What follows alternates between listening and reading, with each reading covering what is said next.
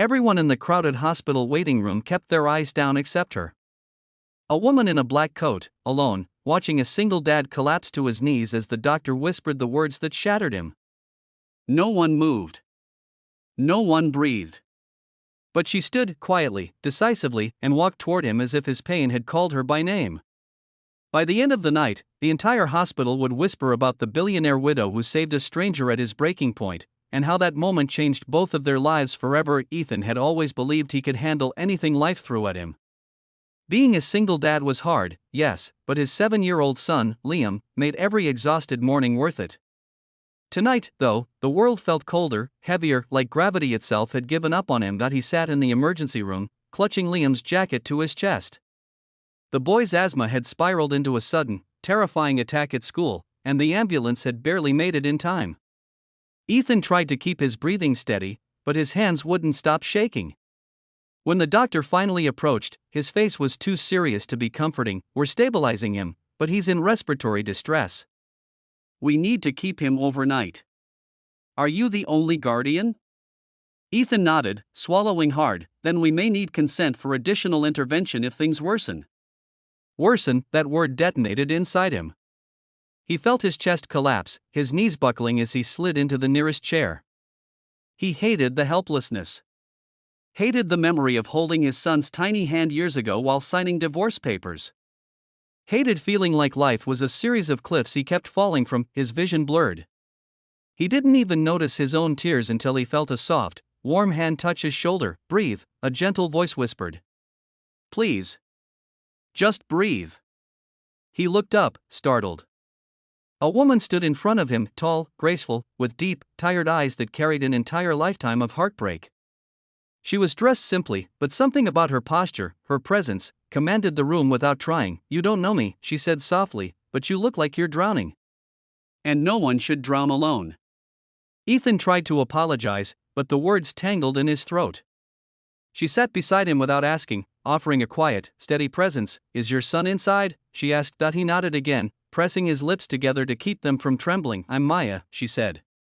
My husband. He spent a long time in this hospital before he passed. I know this place too well. I know that chair too well. Ethan's breath hitched.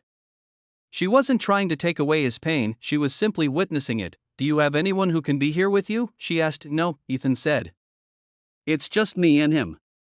She inhaled slowly, as if that truth physically hurt her. Well, she said, voice anchored yet warm, then it's us tonight.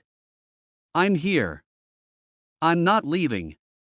He didn't understand why a stranger would stay, but something in her tone, firm yet compassionate, made him believe she meant every word. Hours passed. Nurses moved in and out. A storm rumbled outside. Ethan kept his eyes on the floor, afraid that if he let go of his fear, everything inside him would spill out in front of this woman he barely knew, but Maya stayed. She brought him water. She reminded him to breathe. When he shook, she steadied him. When he apologized for being emotional, she simply said, love makes us emotional. That's not weakness. Around 3 a.m, the doctor returned. His breathing is improving. He's responding to the treatment. Ethan exhaled a sound that wasn't quite a sob and not quite a laugh.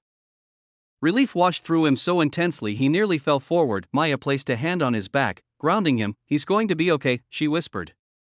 You're doing everything right. For the first time that night, Ethan fully looked at her. He didn't know her story, didn't know why she cared, but there was something in her eyes. Something broken.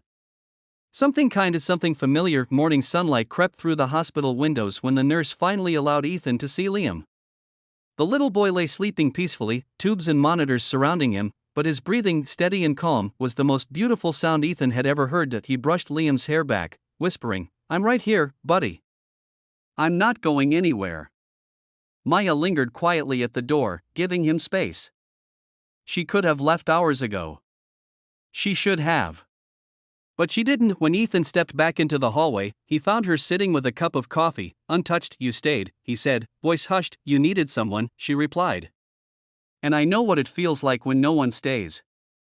For the first time, Ethan noticed the simple ring she still wore, a sign of love that never got a chance to grow old. You helped me more than I can ever repay, he said. Maya hesitated.